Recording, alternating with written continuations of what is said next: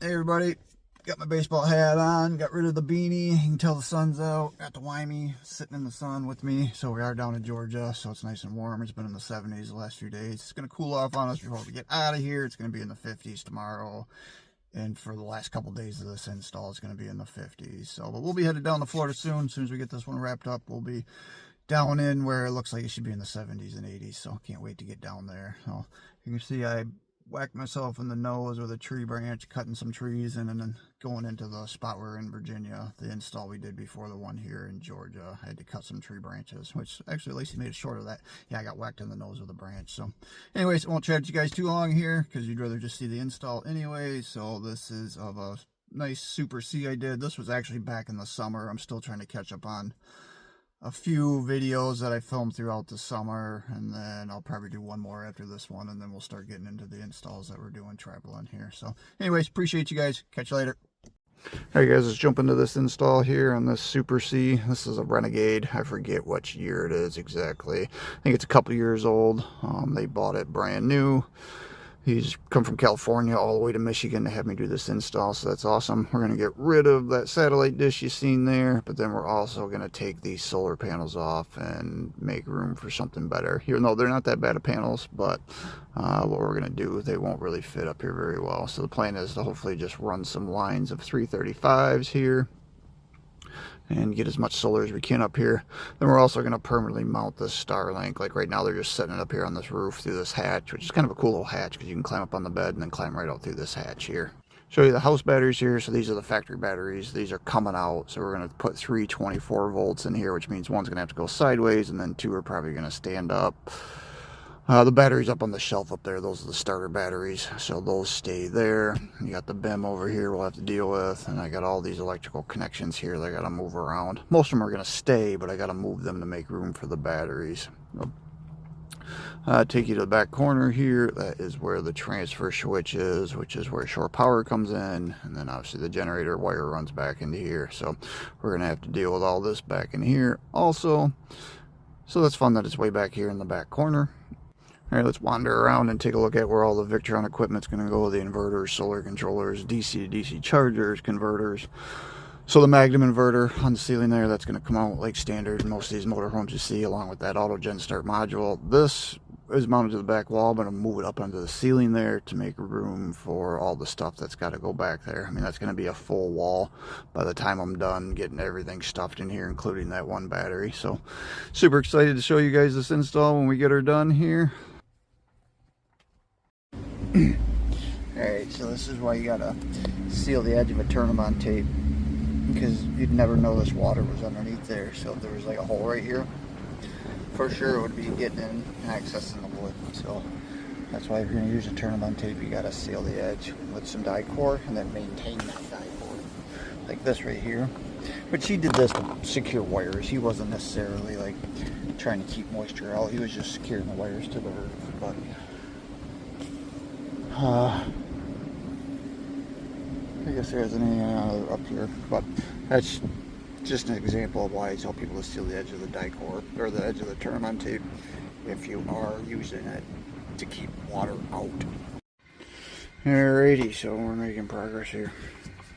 Got all the big old heavy batteries carried out. Customer actually did most of the work getting them out of the tray. I unwired them, but he did the heavy lifting in, so I appreciate that. This little guy here is what's providing their DC power for right now, since the only way to put new batteries in there is to get the old batteries out. But with motorhomes and their Magnum setup, to be able to pull that stuff out and get it out of the way to put new in its place, somehow there's still got to be DC power. So that's what I come up with. But then I moved all kinds of stuff here. You can see like this used to be down there, this used to be down there, this guy used to be down there, this used to be down here. Because I'm trying to like clear it out to get batteries in there, and just, you know, ideally I'll get these up somewhere out of the way and stuff. So anyways, I thought I'd show you where we're at. Blue skies.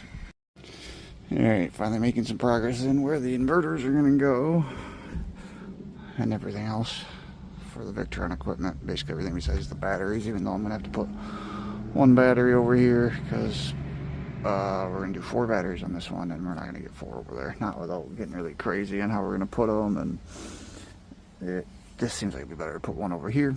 There'll just be a long cable on this one over here. Solar controllers, converters, I'm gonna go there. Links is gonna go down here. This hole here is actually ventilation. There's already a hole through the wall there, so I kept that as ventilation. I'm gonna have to make a hole up through here, probably for cables to come through, because I don't think I'm gonna get them up through there. That's just, I don't know how they got them through there, but we'll see. Anyways, I'm about to wrap her up here, go see the family for a little bit. Hey, we're finally done up here on the roof. This one's taking me forever. Finally ready to get this one behind me, but I still got a couple hours of other cleanup to do. But anyways, film this so this can be done. There's 3,160 watts up here, I think. There's 8 335s and 4 120s. So I put these 5 in series. I used a 250 volt solar controller. These 3 are in series. That one I used a 150 45. This was a 250 60. And then these 4 120s, which are the new Renegade Shadow Fluxes. Those I put on 100/20. It's just a 24 volt system. So I put these 2 together in series, those 2 together in series, and they come together. One with the branch connectors.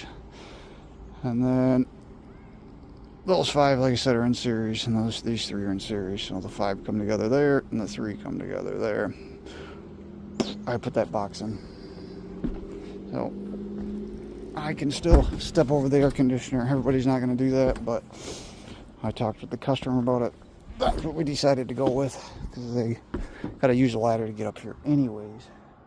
So at that point, you can just put the ladder in different spots and get up here. So if you don't want to step across that one air conditioner, the rest of it you can walk. Even this step here is not that bad. It's just this one here, you got to step the whole length of the air conditioner. So anyways, I got to keep moving here. I still got a bunch to do. I put the Starlink in for them too. That also obviously goes down in that box. And then the router, they had like a cabinet right there, so the router is like right underneath that box. Well, we finally got there. It's dark out, which happens quite often. But let's check out this awesome Victron system that we got in here now. Look at that, and we got a bug flying around the light. Anyways, so this one battery went over here, remember? But then we got the solar controllers back there on the wall. So we got a 250 60, and then we got a 150 45, and then that would be 100/20. Then we got 2 DC to DC chargers there, and then also 2 converters for making the 12 volt from the 24 volt. Then we got the 2 5000 VA Quattro inverters.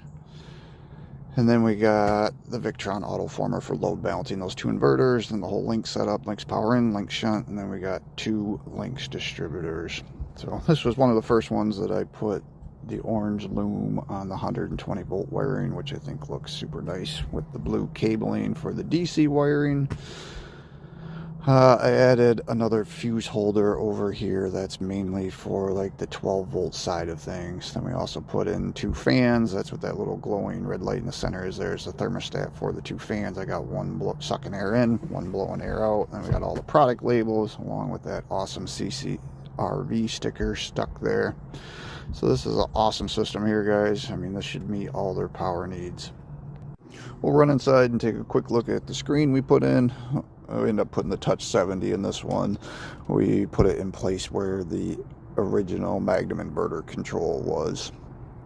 So it's easy viewing here, kind of where everything else is. But you got to check out the load we had running earlier. When we first got the system turned on, it was still daylight out and stuff. We wanted to test the system hard, so we had that baby cranking at 7,400 watts. They're 5,000 VA inverters, so that means 4,000 watts of continuous output each. All right, everybody, that's it for this install. So this is our current location here in Georgia. That's a first big install we did after we left Michigan, and it's a perfect spot for us. The guy brought his motorhome to his church parking lot.